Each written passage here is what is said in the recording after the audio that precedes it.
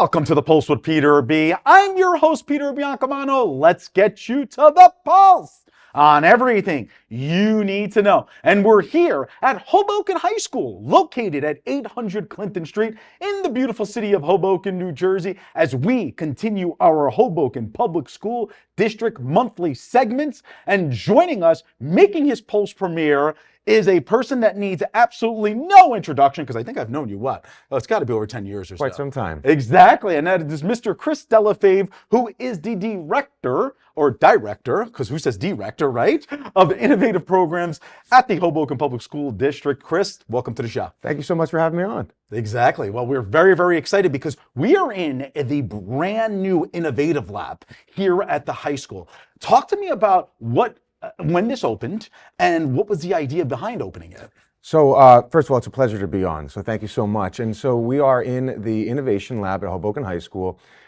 This kind of started out as a dream and a wish a few months back. So this project went relatively quickly. And we moved from July really to now, in the end of November, to really get this launched for our students. So we are sitting in what would be the classroom setting structure of the innovative lab. And if you were to move around the classroom here, you would see a host of different things. So all related to innovation, design process, thinking, things that get students really, truly geared for 21st century learning and beyond. So be a little more specific in terms of innovation. What can students learn here specifically? That's wonderful. So that's a great question, because right now we don't know what we don't know, right? And so students, when they get out into the real world, the job market is ever changing, right? And so we can't necessarily predict what students need.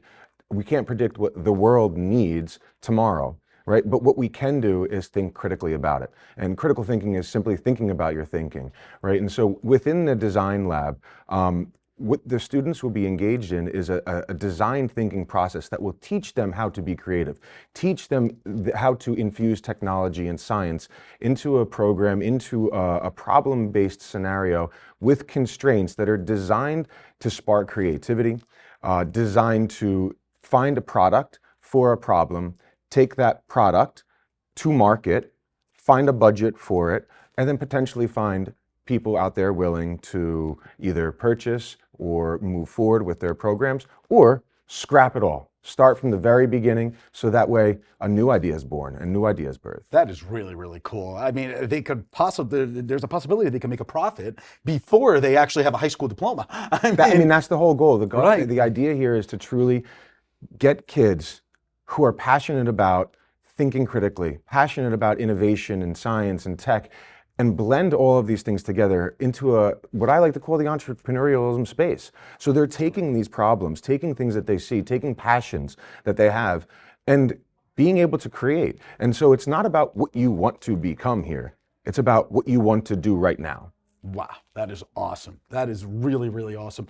And Mr. DellaFave, you mentioned that students can create their own new product. Why is it important that they learn these skills now before going on to secondary education and so on and so forth? So that's a great question, great follow-up question, because it's not just about the secondary education. Although it's a critical component about what we do here, it's also about the workforce. It's also about sovereignty of our students, economics and thinking. So you have this kind of trifold approach, right, where you have the idea of sovereignty, becoming an entrepreneur. You have the idea of going into higher education to learn the skills that you may need to land a job. And you also have the workforce, who is in critical need of people who have skills prior to entering, right? And so you have the ability here in this innovation space to not only tinker with CAD design and 3D printing, modeling and remodeling different concepts and prototypes, but you also have the ability to understand budgeting and financings. So this kind of goes beyond a singular approach of just preparing students for college.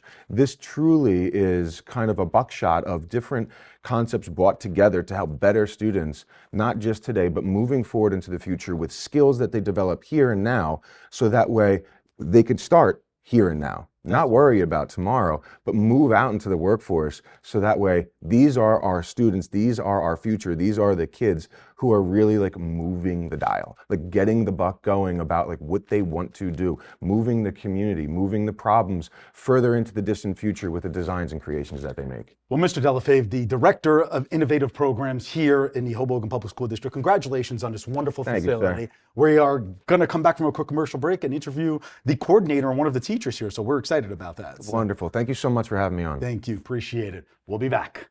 All right, as promised, we're now here with Mr. Manny Fernandez, who is the coordinator of science, technology, innovation, and entrepreneurship. And he didn't think I was going to get that all during that quick break. Manny, great seeing you. Good seeing you. Absolutely. Well, Mr. Fernandez, thank you for having us here. Might I add, love the coat. Thanks. Yeah, custom made. I could tell it has the Hoboken Public School District. Very, very nice.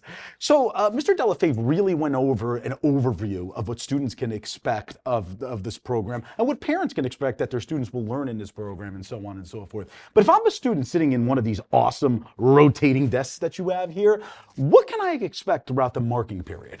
Well, we start out the beginning of the year talking about design thinking and the process of ideation and where ideas come from. And a lot of it has to do with like understanding markets and understanding our end users. But another aspect of it is just getting up and doing it. A lot of students sometimes don't feel that they have the skills or the imagination or creativity possible. So the beginning is saying, hey, you do have this. You've had this all along. One of the first talks that we have is when they were little kids, when they were like 2, 3, 4, 5, all the way up, they would take a cardboard box and they didn't see a cardboard box. They saw a car, they saw a house, they saw a submarine. And it's about awakening that imagination, that creativity that they had when they were younger, and saying, hey, take that creativity that you had and now implement it on becoming a change maker in the world today. That is very, very cool. And I know this is the first year that the Innovation Lab has opened.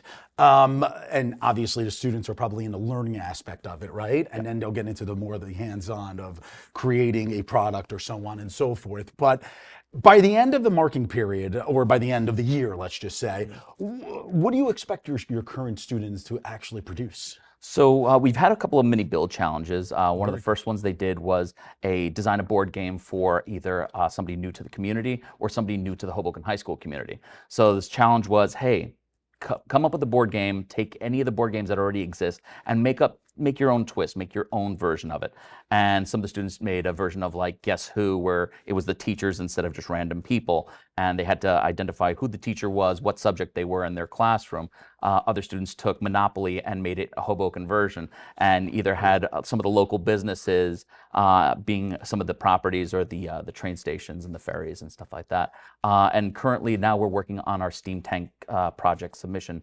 The Steam Tank is a competition that's held every year through the Army Corps of Engineers and the School Board Association of New Jersey. And it's basically a Shark Tank for elementary, middle, and high school students. And who are the judges? Well, it's mainly the Army Corps of Engineers and the School Board Association of New Jersey. So much tougher than the judges you see on CNBC, correct? I would definitely say so. Exactly. We have about less than a minute to go, Mr. Fernandez here. If I'm a student, why do I want to participate in any type of course that the Innovation Lab is teaching? I think, one thing that between COVID and just the way that the world has been changing is that we need more people doing instead of just sitting back and thinking and talking. And a lot of times when somebody doesn't feel like they have the skills or they have the ability, it prevents them from acting. So we want to turn our students into doers, not just thinkers, not just sayers, but people that will actually try and attempt. And a lot of times they might not be successful, but we try to instill in them a rigor so that they'll continue to keep working forward so that failure is not the end, just a stepping stone on the way to success. Well, Mr. Manny Fernandez, thank you. Congratulations on the opening up on this lab to you and, of course, Director Chris DellaFave. Sorry, Chris. And best of luck this year. Thank you so much. Sure. Appreciate it. All right, folks, we will be right back.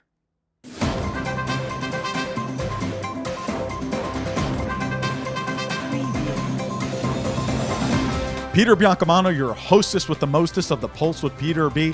Folks, Don't forget to go on our Facebook and our Instagram pages by searching The Pulse with Peter B, and like and follow us on each of those platforms. We're constantly updating those pages with previews of each week's segments and cool stories.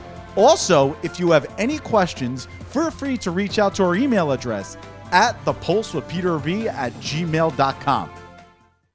Welcome back. I'm your host with the most, Josh Sotomayor Einstein, and I'm so glad to be joined not by that bum Biancamano, but by my friend Commissioner Bill O'Day of the Hudson County Board of Commissioners. Thank you, Josh. And thank you for joining us. My pleasure. So tell us, I mean, I know a lot of people remember the board as the board of chosen freeholders, Right. But even then, there's a lot of people that don't know what the Board of Commissioners does. So maybe you could enlighten us. So we're the legislative branch of county government. We oversee several county parks. Lincoln Park is in my district. Columbus Park is in Hoboken. They're all great parks, well maintained. We have pickleball courts. I know in Hoboken they're trying to get some more pickleball courts. We also oversee family services. So if you need temporary rental assistance, if you need food stamps, some people need cash assistance. That program is operated there. We oversee the county correctional facility, where there was a lot of controversy a few years ago with the issue of ICE detention. And we have a mental health hospital and several other programs that we run. The sheriff is under us, the county register is under us, the county clerk is under us. Well, so it sounds like there's a whole bunch of important services that the county government does that people may not be aware. They may be aware of, but they may not be aware that it's run by the board of county commissioners, so to speak. And the county executive government, who's like the mayor of the county government. No, that's really, really cool. Now, what is your district geographically and numerically? So my district is it's District 2. It includes a small part of Greenville, a decent part of what used to be Greenville or Ward A, all of Ward B, or the West Side Ward, parts of C, which is Journal Square, and they've drawn a line now to get me into part of downtown. So it's a little more than 65, close to 70,000 population. Very diverse, has a good sized Hispanic population, African American population, Philippine and other Asian communities, even decent Middle Eastern population. I went once to I was pamphleteering for something political outside of a church, and it was a Catholic church, and it was mostly from the Filipino community, not exclusively, but and there was a little religious parade, and you had all these teenagers from the Filipino community dressed up in really beautiful traditional fancy garb, and it was I didn't even know that we had such interesting things in just one town over from where I live, and it was just a really fun cultural experience to go see and be part of. So really love that community and all the communities, but especially the Filipino community. Such interesting stuff.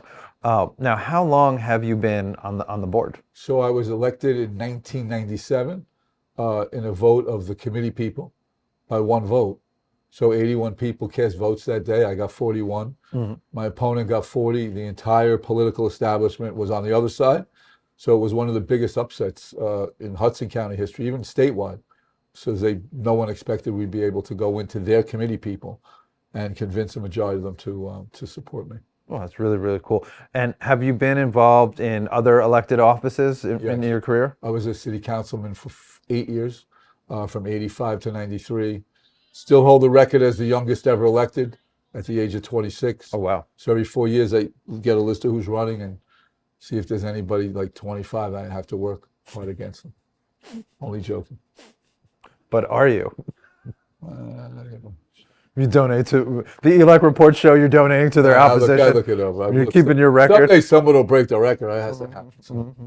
I hear that. Wow, that's really, really interesting. So what do you think, in which elected office did you get more grief? Was it city council or the commissioner's Well, you know office? what? It was like kind of two different worlds, right? I'm a 26-year-old full of spit and vinegar, fighting everything, fighting all the time. So I didn't get that much grief, but now in the county commissioner role, still get some grief, but I get to work a lot more inside the tent, even though sometimes I get kicked outside the tent still once in a while. Well, listen. I think I'm older and wiser. I think I just have the same belief system, just approach it a little different and understand sometimes I have to be able to compromise to get some good things done.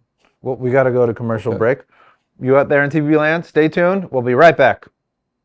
Welcome to Hudson River Care and Counseling.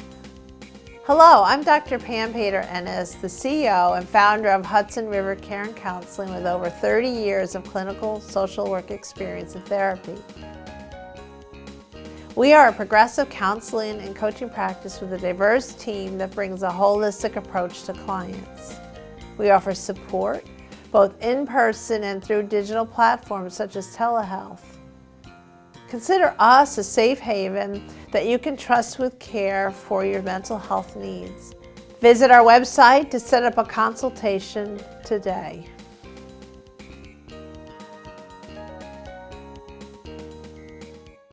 Welcome back. So glad you out there in TV land and on the interweb stayed with us.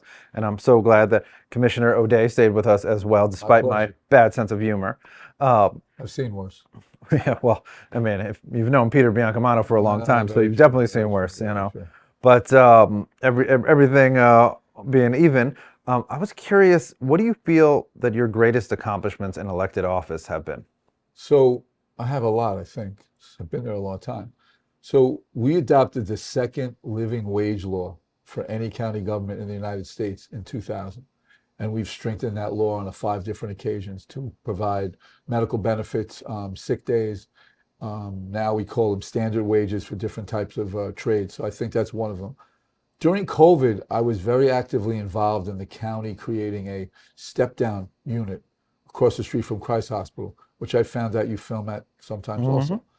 And that step-down unit was able to take homeless individuals, people that could have been victims of domestic violence, so they didn't have a place to go back, and allowed them to leave the hospital and have a place to go. And what that did was free up emergency room beds in that hospital. If those beds weren't freed up, I bet you we would have lost hundreds, if not thousands more lives. So those are 2 of, I think, of the most important accomplishments. And then just the parks.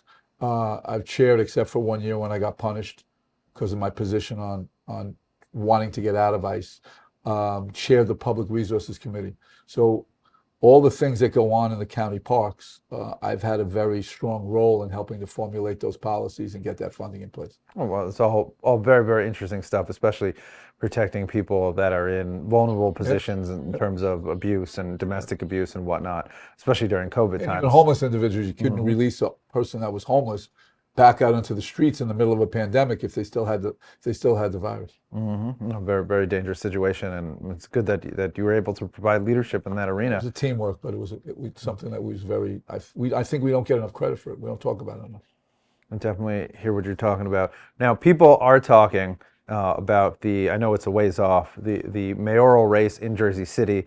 As you know, the current mayor said he's not going to run again, and that he's going to run for governor.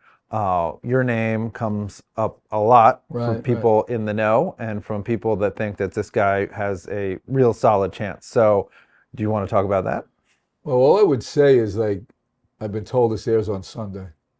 So if you're not doing anything Saturday morning, 10 a.m., come to Lincoln Park, where the view used to be the Gallo Center, actually where I won that election by 1 vote. And I'll be making a speech. Oh, I'm definitely an announcement, and I think you could figure out the rest. And a lot of my friends from Jersey City speak very, very highly of you and say that you are the political renaissance man of Hudson County. That you're an author, if I'm not mistaken. Yes, I've written 1 book, The Legacy of Haigsville. I believe it or not, I have a producer out of Hollywood I'm working with, and award-winning doc filmmaker out of New York who became a co-author of trying to turn that into a mini-series. Oh, that's really, really cool. And then I have another book that I haven't published yet. It's a political murder mystery thriller. And I don't know, because there's a lot of names in it. I might have to write it under a pseudonym. I was going to say, Nakamana. I don't know. What do you think? I hope it's not based on anything that actually happened in our Hudson County. It is. Because, everybody knows how shady our politics are. It's a murder mystery. All I know is I'm not going to get on the wrong side of you. All right. No, don't worry about it. I don't want to be involved in a murder mystery. No. You'd be okay. Oh, very, very cool. It might be like the investigator in it. We could, Well, I think I have to get a different type of hat and a little notepad, There you go. So Is there anything you'd like to say out there to all of our viewers on the interwebs and on the TV? Oh, look, I love public service. I've done it all my life. I just love helping people. Like if I couldn't help people, I wouldn't be doing this. Like I think that's what public service is about, right? It's really about, when I get someone into a construction trade union, and then that following Christmas, I see that gentleman, and he gets out of his car. He's this tough guy, and he suddenly gives me a hug because his 2 children that are in the car, he now feels like he's a dad, and he can get them Christmas presents. Like, that's the kind of stuff that makes me feel good. When somebody calls me at 10 o'clock at night on a Saturday, and there's an individual, a mom and a child, homeless in Journal Square, and I can make a call at 10 o'clock on a Saturday night and find them a hotel room and get them in and not have to worry about paying for it, and then make sure I get them a ride there. That's what makes me feel good. So that's what kind of has always driven me in this business, and as long as I'm able to stay in it, I think that's what will always drive me. Well, Commissioner, thank you so much for coming on the show. My pleasure, Josh. I hope you'll come back again in the future. Maybe if I do something else, we'll have a debate here. We can That debate sounds with like the we've moderated debates before. Well, that's what I'm saying. We'd love to moderate another debate. So, Ready? I'll bring boxing gloves. oh, terrific! You out there in TV land, stay tuned. We'll be right back.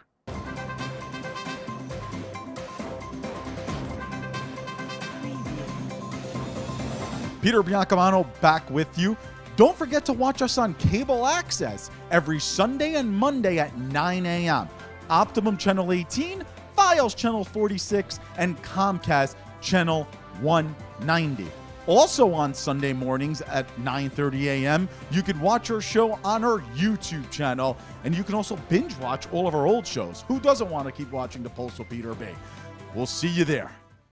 Welcome back to The Pulse on everything you need to know.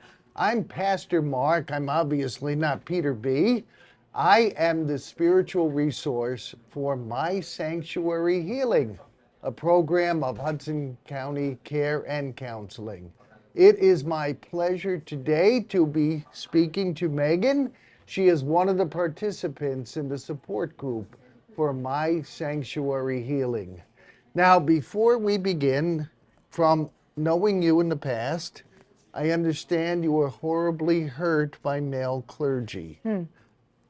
On behalf of male clergy, I apologize, and I want to leave you with something today. No, it's not your fault. What happened to you is not your fault. I apologize. But the folks who are viewing don't know your story. Can you take a few minutes and tell us what happened to you in the church? A few minutes, that could be hard. A lot happened to me in the church. I grew up in the church, and my adult life was spent serving in the church. That is where I met the man who became my husband, and I served the roles that the church taught me I was supposed to serve. And ultimately, I realized that I was being abused. That didn't happen until I asked for help, however, in many different ways. And basically, when I was completely honest and explained everything that had been going on, not only in our church, in our system of leadership, but also in our home, my sanity was then called into question because as I asked for help, I obviously confessed my own wrongdoings. I confessed my own sins, came clean about my own hidden addictions, and I got help. But it was impossible for many people to see past that and past the fact that I was an emotional woman who was not submitting to her husband, who looked so clean-cut, well-spoken, even-keeled. And I was coming forth now with what were seen as allegations and accusations that were fantastical. They couldn't have happened.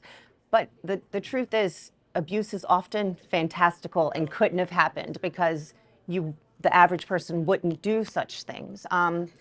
So yeah, coming forth with those stories, eventually I did get help, but there was a lot of damage done in the process. Our church fell apart, obviously. I'm no longer married. I'm in the middle of a divorce. And at one point, I even lost my children. My children were taken from me. because allegations were made about me through the court system. So, yeah, I appreciate you saying that on behalf of male clergy. I wouldn't have characterized my abuse as like abuse from male clergy, but it was certainly a patriarchal system, and I do see in hindsight that there were many ways where if I had been a man and had the power or the authority to speak up about what my opinions were, I would have been believed and trusted. I would have had the power to make changes as opposed to have been called crazy. Okay, so they called you crazy. They blamed you for what was going on. Now, when I talking to you today, and when I speak to you on the support group, you don't seem crazy. You don't seem wounded. Did my sanctuary healing help with your healing? Yes. My sanctuary healing not only was when I first met Dr. Pam or spoke with Dr. Pam, after our first conversation, I remember just falling on my floor and crying and saying, I think maybe there's going to be light at the end of the tunnel and things might be okay now. I might actually be able to get my children back somehow. I was called crazy because there was not a level of emotional health, spiritual integrity, and coming to my sanctuary healing, I met people who not only just accepted me and showed me grace, like when I shared what had happened to me, they didn't come and say, oh, and then what did you do to cause that? And then, well, what was your response? Let's analyze, was your response okay? It was like, oh, that happened. That must have been off. I'm so sorry. Are you okay? How can I help you? What's going on? Like, my sanctuary healing, the people dealt with the Megin that I was, which was a broken girl getting help, asking for help, and they didn't concentrate on every little nitpicky thing that could have happened to me in the past. They didn't treat my depression or anxiety as a demon that needed to be cast out. And they didn't treat my saying that, like, you know, I don't know that I could stay in this marriage as me not submitting to my husband. They treated me like a human being who had rights and agency. And I found people who actually acted in the ways that I had believed the church and Christians were supposed to act. Wonderful. So you've said you dealt with abuse, you've dealt with addiction, you've dealt with depression, you dealt with separation from your children. Please tell me, how were those things under control? Are you depressed anymore? I do still struggle. I mean, life is very different today than what I ever thought. I never imagined I would be a single mom.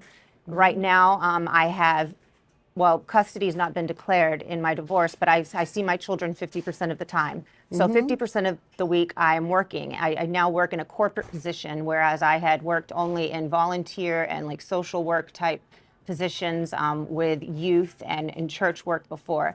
So there are challenges in my life that are hard, and I get anxious or I get scared, but I have people and places to go to be able to get help, and people who relate to me, and I'm not accused of being wrong simply because I talk about the reality of life and things that are hard.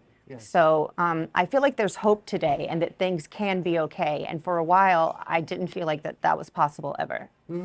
I'm glad you've healed to that extent. My hunch is there's some folks out there watching you.